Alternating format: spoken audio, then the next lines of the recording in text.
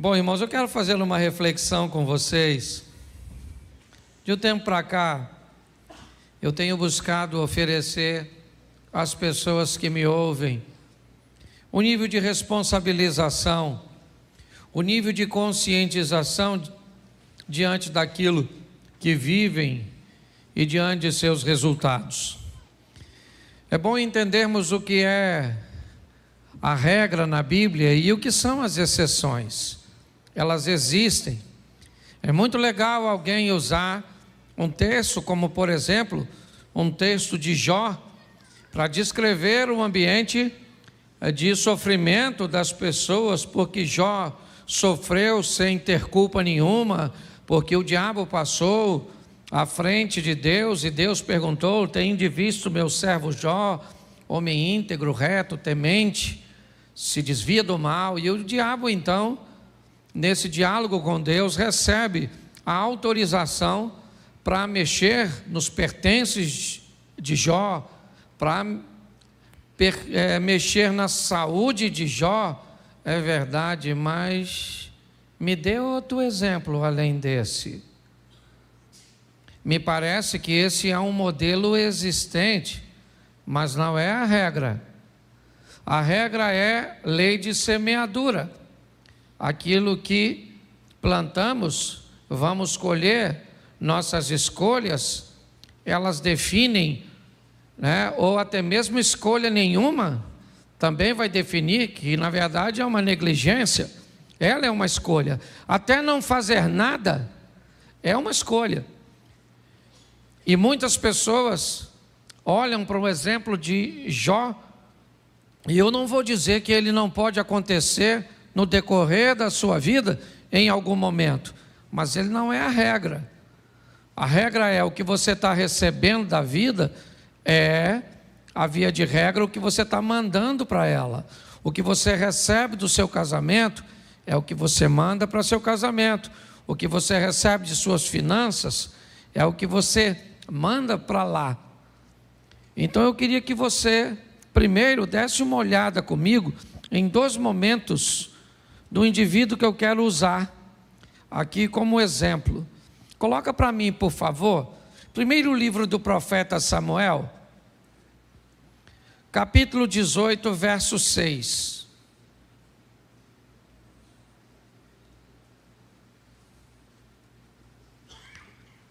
Sucedeu, porém, que vindo eles, quando Davi voltava de ferir os filisteus, as mulheres de todas as cidades de Israel saíram ao redor, ou saíram ao encontro do rei Saul, cantando e em danças, com adufes, com alegria, e instrumentos de música.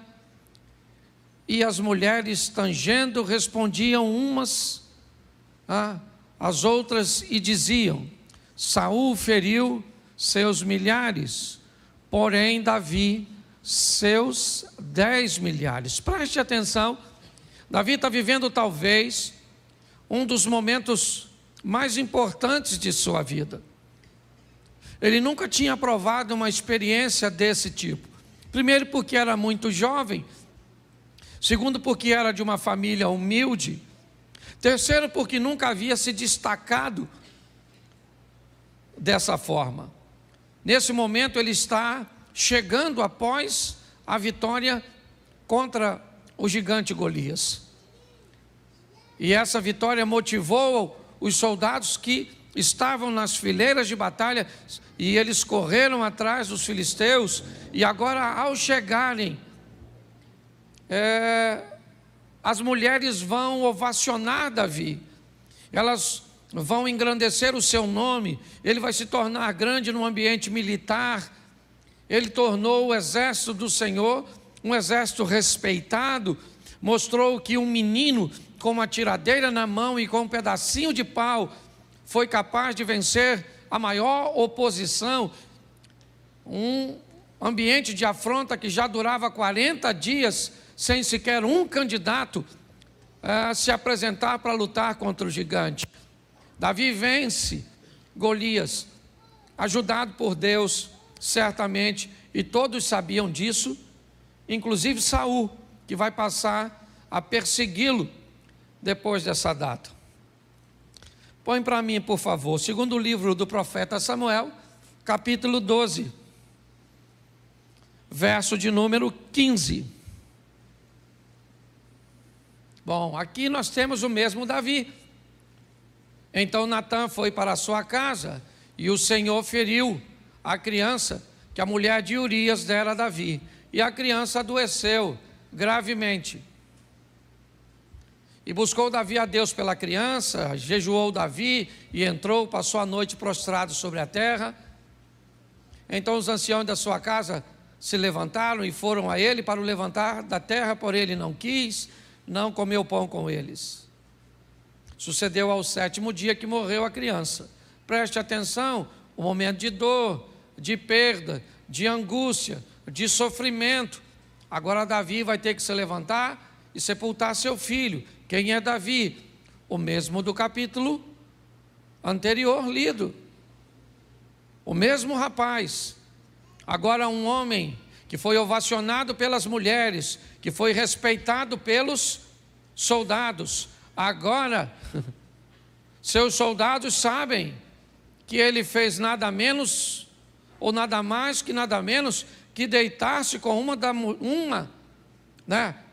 mulher que era esposa de um de seus oficiais. Seu homem de confiança era Urias. Bom, se ele ganha o respeito no capítulo 18 de 1 Samuel, porque defendeu o exército, agora ele perde o respeito, porque se deitou, um cara dissimulado mandou matar o homem, cujo qual ele era o traidor. Deus então disse a Davi, o mesmo Deus que deu vitória a Davi contra gigante, o mesmo Deus que fez com que aquela pedra transpassasse os obstáculos que tinha pela frente e acertasse a fronte do gigante, é o mesmo Deus do capítulo 12, que manda o profeta Natã ir a Davi e dizer para ele tantas desgraças. O seu filho morre, a espada jamais se aparta da sua casa. Você vai ver um filho seu matar o outro, você vai ver um filho seu estuprar uma filha sua. Pare para pensar, Deus está com esse indivíduo ou não? Quando nós olhamos para as vitórias que ele teve, nós descobrimos que Deus está com ele. Quando nós olhamos para as derrotas que ele teve, nós descobrimos que também Deus está com ele, simplesmente não está defendendo. Eu preciso fazer uma reflexão com vocês sobre vida eterna e vida terrena. As pessoas estão misturando tudo. Nós precisamos ter um entendimento que são duas coisas bem distintas, ainda como o Abner citou, elas andem bem atreladinhas. Bom, queremos vida eterna, queremos salvação, então é simples demais. O carcereiro está querendo tirar a sua vida, e Paulo diz, crê no Senhor Jesus e será salvo tu e a tua. Preste atenção, que história é essa? Que coisa doida é essa? O cara crê em Jesus e ele vai ser salvo, eu entendo, mas como é que a casa dele vai ser salva, Abner? Se a salvação é individual. O que a Bíblia está querendo dizer? Que quando eu creio em Jesus, quando eu me torno cristão, eu salvo a minha vida e salvo a vida da minha casa. Será que eu tenho autorização de Deus para salvar a minha casa? Esse negócio virou coletivo? Não! O que a Bíblia está querendo dizer é que quando alguém é salvo de verdade, quando alguém pega a palavra de Deus e coloca na sua vida como regra de fé em prática, é só uma questão de tempo a quem está ao redor dele também seja alcançado. Vamos para o salmista, prepara uma mesa perante mim, na presença dos meus inimigos, unja a minha cabeça com óleo e o meu cálice transborda. Imagine que essa é a nossa mesa, você está sentado aqui e seus familiares estão ao redor, você é esse copo, preste atenção. Esse é Deus, esse é você, seus parentes estão aqui, vamos lá.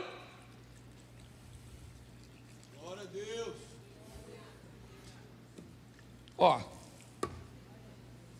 quando você enche, o que está em você molha as pessoas que estão perto de você.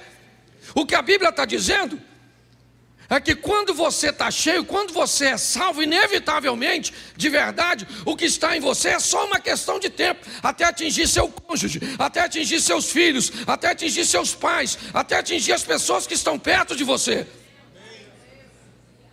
É assim que funciona. Então é muito mais simples do que nós possamos. Pastor, o que eu tenho que fazer para ser salvo? Crer em Cristo Jesus. É só isso. Ô pastor, mas isso é muito fácil. É verdade. Eu perguntei no primeiro culto, o que é mais fácil? Ser salvo ou ter uma vida legal aqui na terra? O que é mais fácil? Ser salvo ou ter uma vida legal aqui? O que você acha que é? Ser salvo, sim ou não? Não deveria ser essa a sua resposta. Se é só crer.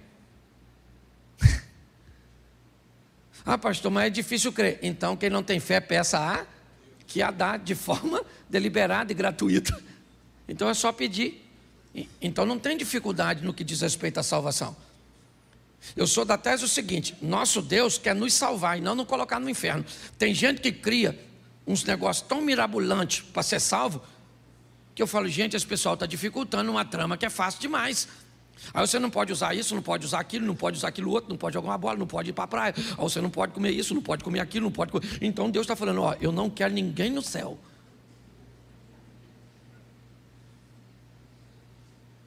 Mano, preste atenção, uma coisa é você facilitar, outra coisa é banalizar. Eu não estou aqui para banalizar a salvação, não é isso, mas eu também não estou para dificultar. Ah, você usa calça comprida? Usa. Vai para o inferno. Você usa um batom? Satanás. Se ele for só brilhante, aí uma área do inferno que não é muito quente. Mas dependendo da cor. Entendeu? Você já notou que tem gente que parece que não quer que ninguém vá para o céu? Aí é só não pode isso, não pode aquilo, não pode aquilo outro. Nós temos que ter cuidado com isso. O que Jesus quer é nos dar a vida eterna, foi para isso que Ele morreu. E a Bíblia é bem clara dizer, se nós cremos em Jesus, nós seremos salvos, sim ou não? Isso aí. Só que crer em Jesus não te dá a vida boa aqui na terra. E é isso que eu quero conversar com vocês. Certo? Quem quer morar no céu, todo mundo está afim. Tem alguém querendo ir para o inferno? Levanta a mão. Mesmo não querendo, tem uns que vão. Eu penso assim, eu dou o meu parecer. Depois você pode avaliar, os teólogos de plantão, fica à vontade, os achólogos também, fique tranquilo. Preste atenção, para mim, para aqueles que já receberam e conhecem Jesus, se você morrer devagar, basicamente ninguém se perde, porque todo mundo vai para onde sabe o endereço. Ficou doente, a morte começou a parecer que alguém vai apagar o interruptor. Você já falou, meu Deus do céu, tem misericórdia da minha vida, perdoa todos os meus pecados. Você pede perdão até do pecado que não tem. Senhor, perdoa o que eu vou fazer amanhã. Entendeu? O problema é a morte súbita. Infartou, aí não dá tempo mais não, maluco. Aí quando você viu, já está do outro lado. Caraca, morri. Morreu, para onde eu vou? Já sabia desde lá. Ok? Então para mim é mais fácil ser salvo. Eu, por exemplo, eu não tenho medo de morrer, eu tenho medo de dor. Aliás, eu acho que isso é uma coisa de todo homem. É ou não é? Mulher já nasceu preparada para dor. Homem é frouxo quando o assunto é dor. Mulher se corta toda para ficar bonita. Homem, qualquer corte para ele é feio. Certo? Quantos homens aqui já fizeram? Deixa eu fazer uma pesquisa de campo. Se você fosse ter um filho homem, você preferiria normal ou cesárea? Desgracei a vida do homem. Porque qualquer uma das duas opções dói. Não é? Ele diz assim, eu preferia ser estéril. Era a preferência do homem. Certo? Quantas mulheres aqui já fizeram uma cirurgia plástica básica de qualquer natureza para ficar mais bonitinha? Por gentileza, manifeste-se agora. Levanta a mão, por gentileza. Glória a Deus, Deus abençoe a senhora. E se tiver que fazer mais, faça. Quantos homens aqui já fizeram alguma cirurgiazinha plástica para ficar mais bonitinho? Levante a mão, por gentileza. 1. Já notou que não é regra, é exceção. Lembra do começo da mensagem? Porque pra gente esse negócio de doer não é com a gente, é ou não é? Uma mulher com 39,5 de febre, ela levanta de manhã, bota as crianças para o colégio, faz comida, bota o marido para trabalhar, paga as contas, volta, arruma a casa toda, pega as crianças, faz amor com o marido à noite, toma um antitérmico e vai dormir. Seu marido 37,5. Dá uma tonteira nele, a boca fica amarga, ele já mandou avisar todo mundo que não vai trabalhar e possivelmente a morte está rondando a vida dele. E já começa a dar senha de banco. É ou não é? A verdade é essa, querido. Eu preciso mostrar a você algo muito simples, mas que às vezes nós complicamos. Quando o assunto é vida eterna, é fácil. É crer em Cristo, ok? Temer a Deus e crer em Jesus Cristo nos dá direito à vida eterna. Porém, viver aqui na terra é mais complicado. Por quê? Porque nós vivemos debaixo de uma lei, a lei da semeadura. Se você gosta ou não dela, ela foi criada pelo soberano Deus. Então Ele estabeleceu, e se você concorda com ela ou não. Por favor, pecados podem ser perdoados e anulados pelo sangue de Jesus. Erros precisam ser colhidos por nós aqui na terra. Deus não está aqui para consertar seus erros. Não, Ele está para pagar seus pecados.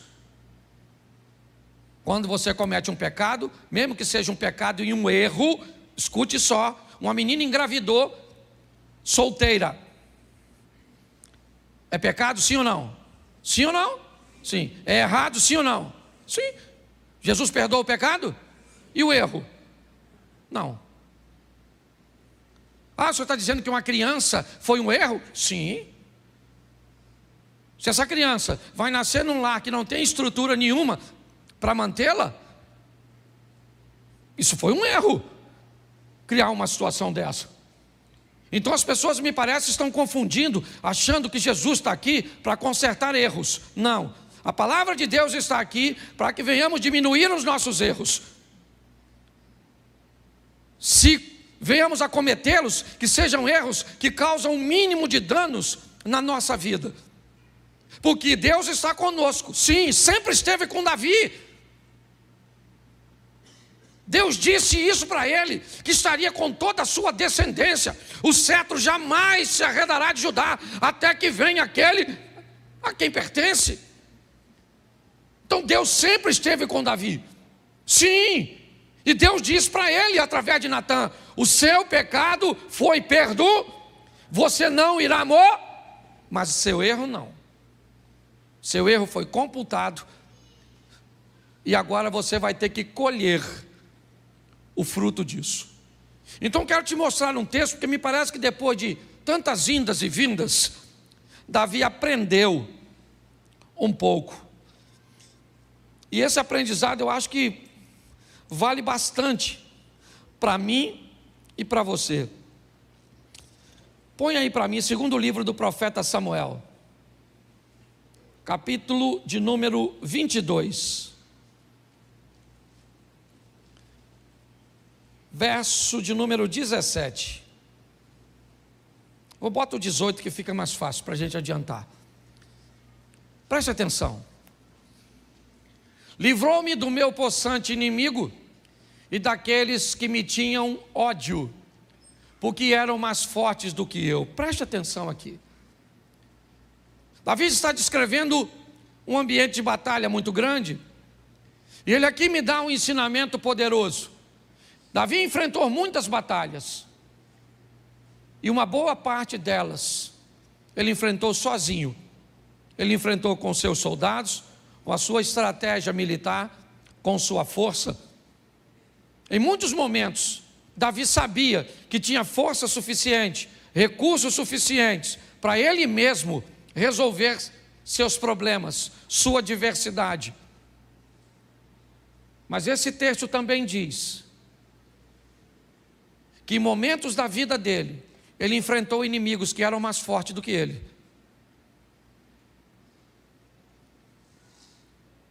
Em momentos da vida dele, ele teve que lidar com desejos que foram superiores às suas vontades. Davi sabia que problemas que ele podia resolver, ele ia lá e resolvia. Mas ele olhou para a vida e diz: quando um possante inimigo vinha na minha direção, e ele era mais forte do que eu, presta atenção no verso 19, olha só: encontraram-me no dia da minha calamidade. Não era apenas um inimigo mais forte, era um inimigo que buscou uma ocasião oportuna. Era um inimigo que se aproveitou do momento em que eu não estava muito bem. Porque a vida é feita de altos e baixos. Por que é que você acha que a vida, e a Bíblia diz que é melhor serem dois do que um? Porque quando um cai, se pressupõe que o outro está de pé. Que quando um está trabalhando, se o outro chegar, o trabalho rende mais. O que a Bíblia está dizendo é: se nós tivermos alguém perto de nós, provavelmente esse alguém não vai estar no mesmo momento, passando pela mesma situação que nós, ou às vezes mesmo que esteja, ele seja capaz de ter mais força do que nós, e nós podemos pedir a ele ajuda, ou menos força do que nós, e nós poderemos sair em socorro. Mas o que ele está dizendo é que esse inimigo, ele é mais possante, diz o verso 18, volta no 18 por favor. Ele é possante, ok? Ele vem com ódio, ele é mais forte do que eu, verso 19, e ele procura um momento que eu não esteja bem. Apesar de tudo isso, Davi diz uma coisa: o Senhor se fez meu esteio. O inimigo veio do jeito que ele quis vir, aproveitou o melhor momento contra mim, mas ele teve que lidar com uma coisa, com alguém que me amparava, e esse alguém era Deus. É isso que ele está escrevendo. Vamos ver por quê. Porque a gente precisa entender porque é que esse cara recebe o apoio de Deus, o esteio veio para ele e não vem para mim e para você. Porque é que ele tem apoio aí, é muito romântico e bonitinho. Eu leio na Bíblia que Deus vai socorrer um camarada, mas aí o Deus da Bíblia não é o Deus da Bíblia de hoje. Então por que é que esse Deus de Davi não vem me socorrer? O que Davi tem melhor do que eu? Se o Novo Testamento diz que Elias era um homem sujeito às mesmas paixões que nós, e eu posso transferir isso para Davi. Davi não tinha nenhuma vantagem sobre mim e nem sobre você. Então que história é essa de um Deus que vira esteio desse camarada no momento de calamidade dele, no momento de um ataque de alguém que é mais forte, certo? Do ataque de alguém que está odiando, e nós vivemos tudo isso. Cadê Deus? Vamos descobrir se tem alguma coisa que nos diferencia de Davi, porque talvez tenha. Porque é muito legal você ler o texto, né, na carta dos Filipenses. Porque Deus, segundo as suas riquezas, retribuirá em glória. É muito legal. A diferença é só o seguinte: quando você lê esse texto, lembre-se para quem ele foi escrito. Ele não foi para você, ele foi para os filipenses. Paulo está dizendo que os filipenses merecem receber de Deus uma recompensa pelo que fizeram, e não sou eu nem você. Pô, pastor, então o senhor está dizendo que esse texto não é para mim? Não, é para os filipenses. Mas você pode fazer parte dele se você fizer a mesma coisa que os filipenses fizeram. Quando você faz a mesma coisa, você se insere num grupo que pode receber, não necessariamente vai, mas pode. Dá a você o direito de ir para o trono e falar com Deus, repetir um comportamento daquele cujo qual aprendi na tua palavra, Senhor. Eu não sei se você já fez essa oração. Sabe, quando você quer reivindicar alguma coisa, e aí reclamar no sentido positivo, fazer uma reclamação, reivindicar, você vai com o texto bíblico, mas vai com um comportamento que sustenta esse texto bíblico, que é isso que nós vamos ver agora. Deus se fez esteio, está tudo direitinho. Põe o verso 20. Tirou-me do lago e arrebatou-me dali, porque tinha prazer em mim. Bom, então Deus tem prazer em Davi. Por que que Deus tem prazer nesse cara? Vamos dar uma olhada. Lembrando a você que o capítulo 12 já passou. Esse cara que vocês estão vendo aí foi o cara que venceu o gigante, foi o cara que matou o leão, foi o cara que matou o urso, foi o cara que não matou Saul. Ele foi o cara que se deitou com Batseba, que conspirou para matar Urias. Esse camarada aqui cometeu erros e acertos ao longo de sua vida, mas o capítulo 12 ficou para trás de 2 Samuel. O 17 e o 18, então o 16, onde a história dele começa, está anos atrás. Ele tem que aprender alguma coisa com a vida. E quando ele diz que Deus tem prazer nele, presta atenção, porque o texto seguinte já foi: recompensou-me o Senhor conforme a minha justiça. Aqui Davi começa a dizer que estilo de vida ele está vivendo agora. Davi começa a dizer que Deus está dando para ele, ou aliás, sempre deu para ele o retorno do que ele estava mandando para Deus. É como se você estivesse vivendo diante de um espelho, e cada movimento que você faz aqui, o espelho repete lá. Davi está dizendo o seguinte: o Senhor me recompensou conforme a minha justiça, não a sua justiça. Deus não te recompensa segundo a justiça dele. Deus está para te recompensar segundo a sua justiça. É lei de semeadura. Como você vive, como você procede, é exatamente o que volta para você. É isso que ele está dizendo. O Senhor me recompensou. Como? Com a minha justiça. Por quê? Porque você venceu o gigante quando estava alinhado com Deus. Por quê? Porque você enterrou seu filho quando estava desalinhado com Deus. Quem é que está na sua vida? Deus. Para te dar o quê? O que você merece segundo a sua justiça. Pastor, mas eu não posso estar vivendo uma injustiça. Claro que pode, desde que essa injustiça entre na história do Jó, onde você está vivendo um momento que seja de provação. Se esse é seu momento, levante sua cabeça, segure a onda como fez Jó. Nu saí, nu eu volto, louvado seja o nome do Senhor, recebi o bem de Deus, por que não receberia o mal? E se é um cara íntegro, correto, equilibrado, recebendo, os amigos dele vão visitá-lo, e qual é o discurso? O que você fez de errado? Ele disse: eu não fiz nada de errado. Tem que ter feito, porque na cabeça de algumas pessoas, você não pode sofrer que tem pecado. Não, existem momentos bem isolados, que seu sofrimento não tem nada a ver com isso.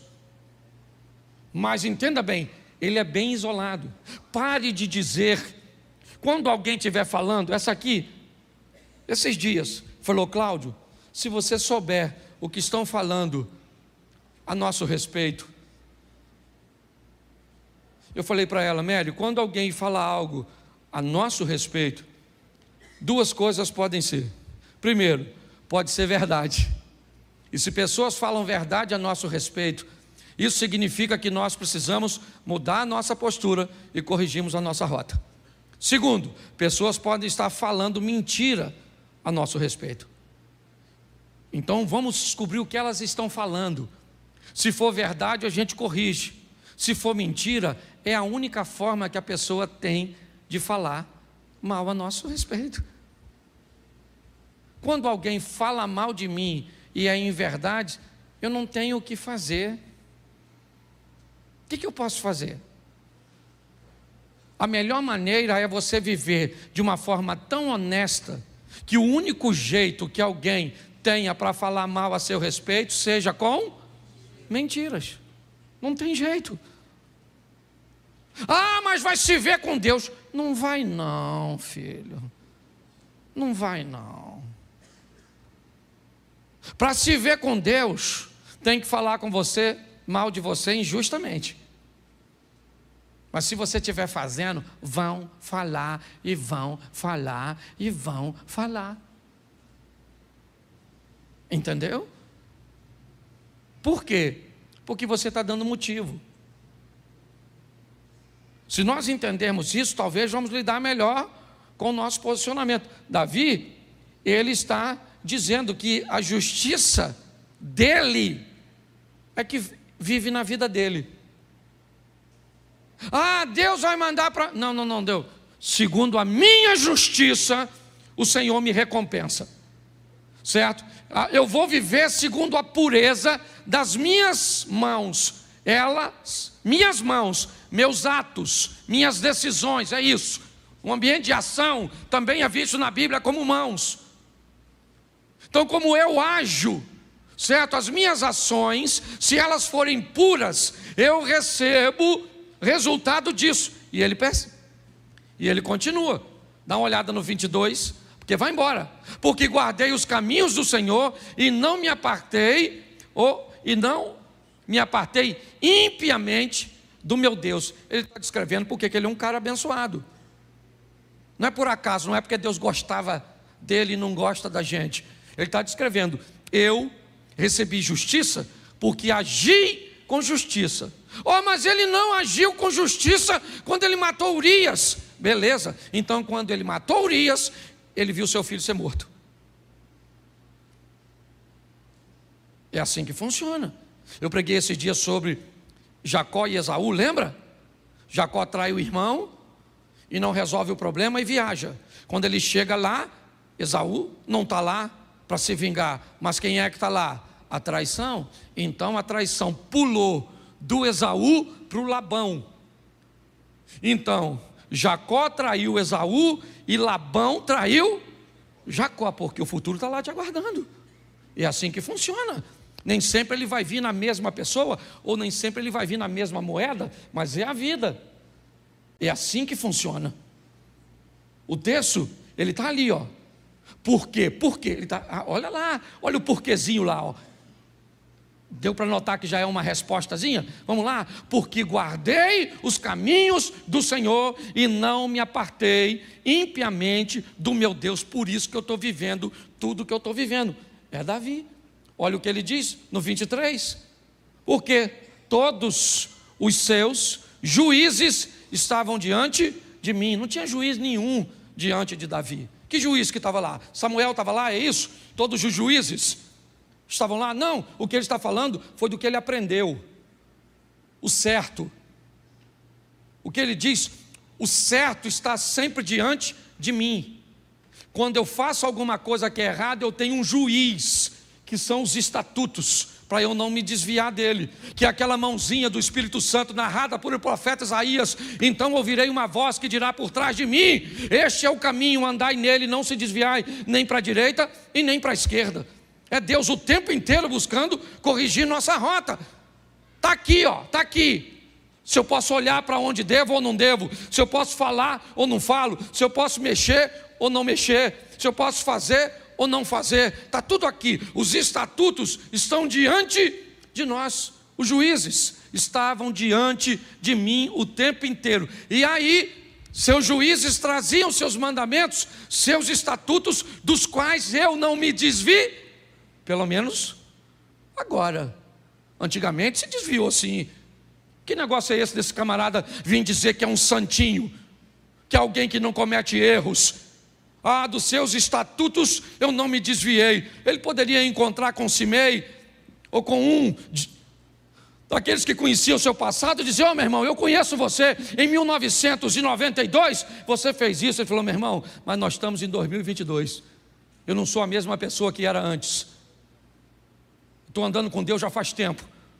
Naquela época eu já estava andando com Deus, mas não na intensidade que eu estou andando hoje. Naquela época eu ainda fazia, eu ainda falava, eu ainda sofria consequências. Hoje não. É o que ele está dizendo: dos seus e de seus estatutos eu não me desviei. Mas isso é capítulo 22.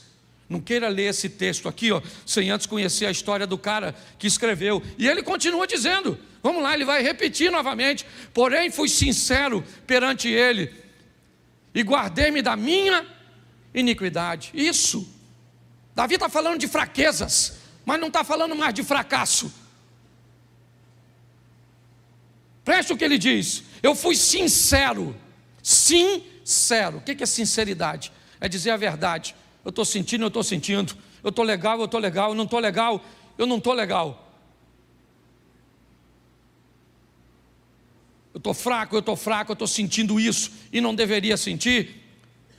Mas presta atenção de quem ele guarda. Ele não está se guardando dos outros, ele está se guardando dele mesmo, de seu desejo. Guardei-me da minha iniquidade. Eu gosto dessa responsabilidade. Por que ele traiu Urias com Batseba? Por quê? Quem é que foi o culpado de Davi trair Urias? Vamos culpar quem? Abigail? Vamos culpar quem? Mical? Vamos culpar todas as mulheres de Saul? Essas mulheres não me satisfazem. É isso? Talvez isso ele faria no capítulo 11. Mas não no 22. No 22, ele diz: eu fui sincero. E quando eu passei a ser sincero perante ele, eu consegui me guardar das minhas iniquidades, dos meus desejos incorretos. Ele continua dizendo: e ele me retribuiu novamente. Lá onde eu comecei, recompensou. E me retribuiu o Senhor conforme a minha. Está aí, conforme a minha.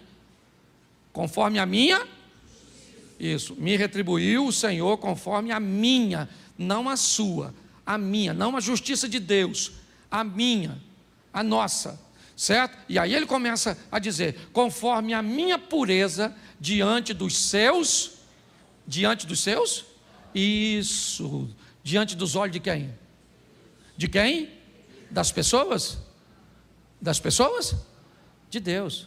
Davi é um camarada que agora aprendeu que a vida dele tem que ser pautada em agradar a quem? Agradar a quem? Ele quer ser bem visto para quem? Por quem? Isso. Nós queremos ser bem vistos pelos nossos vizinhos, pelos nossos parentes. Queremos apresentar uma figura, muitas vezes na rede social. Queremos ser politicamente corretos. Para quê? Para que todos nos olhem de forma positiva. Ele diz: conforme a minha pureza diante dos seus olhos. Eu sei que é difícil hoje querer viver debaixo do olhar que agrada a Deus, mas esse é o estilo de vida de alguém vencedor como esse cara, pelo menos nessa fase da vida dele, que já está caminhando para a fase final. Vamos lá? Preste atenção ao que Davi está falando de Deus. Com o benigno te mostra isso. Quando o cara é bom e manda bondade, Deus manda o que para ele? Bondade. Com o varão sincero, Deus faz o que? Sinceridade. Vamos lá? Com o puro, ele se mostra, mas com o te mostra, preste atenção aqui. Todas as coisas boas que eu mando para Deus, Ele me devolve no mesmo tom, sim ou não? Mas quando eu me torno desobediente, quando eu me torno perverso, note que o meu comportamento não muda a essência dele. Em Deus não há mal, não há sombra de variação. Quando o texto diz: mas com o perverso te mostra avesso, o que o texto quer dizer é apenas o seguinte: se eu fiz justiça Bom, eu mandei justiça e o Eliezer quer ser injusto comigo. Vamos lá? Ramã, o tio da rainha Esther, ele manda justiça para a vida, sim ou não? Sim ou não? Sim. Né? Mordecai manda para ele o quê? Injustiça, sim ou não? Quem é mais poderoso, Ramã ou Mordecai? Mordecai. Quando Ramã manda justiça e Mordecai manda injustiça, quem é que entra? Deus. E Deus faz a injustiça virar e pronto. Quando você está alinhado com Deus, você faz o bem e alguém quer te mandar o mal, Deus transforma o mal em bênção. Mas Deus não transforma o mal em bênção quando você manda o mal. Ah, mas se eu me arrependi do mal que mandei, entra no céu. Mas colhe o efeito do mal. Por isso o texto diz que todas as coisas boas, você mandou pureza, vem pureza. E se alguém tentar de forma incorreta, Deus entra com providência. Mas quando chega no cara que é perverso, mal, não tem jeito. Eu mandei maldade, Deus faz o quê? Continua onde sempre, no controle de todas, só não se mete. Poxa, pastor, não concordo com isso. Beleza, os caras vão jogar os 3 amigos de Daniel na fornalha. Lembra? Sadraque, Mesaque e Abidnego, Ananias, Misael e Azarias. Eles morreram? Os 3 rapazes? E os caras que foram jogar ele? Morreram ou não? Morreram ou não? Sim. Ué. Vamos lá? Jogaram Daniel na cova dos leões. Beleza. Daniel morreu? Os caras que conspiraram contra Daniel, quando entraram na cova, o leão matou? Vamos lá. O povo está atravessando o mar. Eles morreram afogados? Os egípcios que vêm atrás morreram? Era gente. Do mesmo jeito. Dá para você entender isso? Você quer fazer separação entre o povo de Deus? Faça, fique à vontade. Só estou te mostrando que sempre tem 2 grupos: dos alinhados e dos desalinhados. É só isso. O tempo inteiro Deus está querendo falar isso comigo e com você. Que estilo de vida você quer? Ah, pastor, mas Deus é amor. Beleza. Dizer que Deus é amor não está errado, mas a resposta também não está correta. Ela está incompleta. Um bolo é farinha, sim ou não? Sim ou não? Não. Só farinha? Um bolo é farinha? Um bolo é açúcar? Um bolo é fermento? Um bolo são ovos? É manteiga? Sim ou não? Então por que na hora que nós vamos delinear Deus, Ele é só amor, e aí qualquer tipo de amor vale, qualquer coisa pode? Não, porque amor, porque Deus é amor. Não, Ele é amor, mas Ele é fogo consumidor. Ele é amor, mas Ele é justiça. Nós temos uma série de coisas.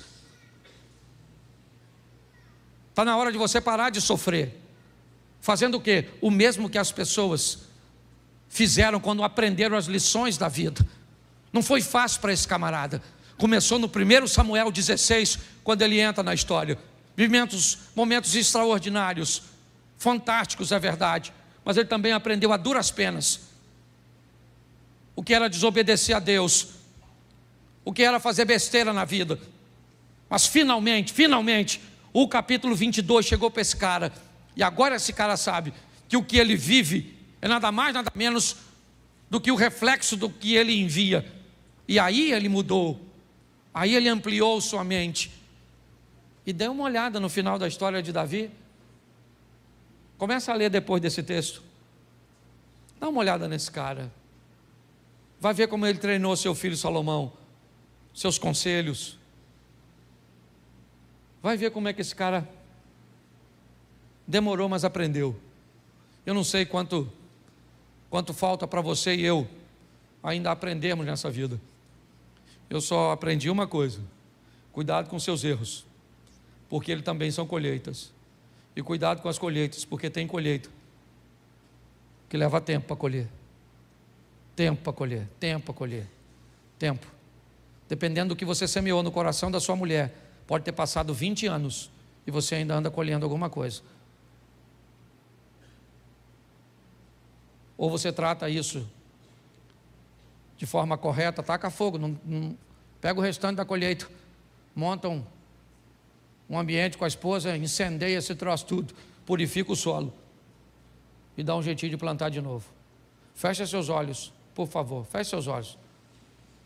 Pai, em nome de Jesus, ouvimos muito a respeito do Senhor e muitas vezes achamos que não temos os mesmos direitos, que pessoas são mais facilitadas do que nós, que resultados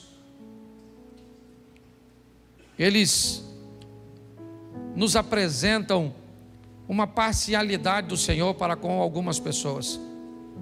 Mas sabemos que isso não é verdade, porque o Senhor é justo.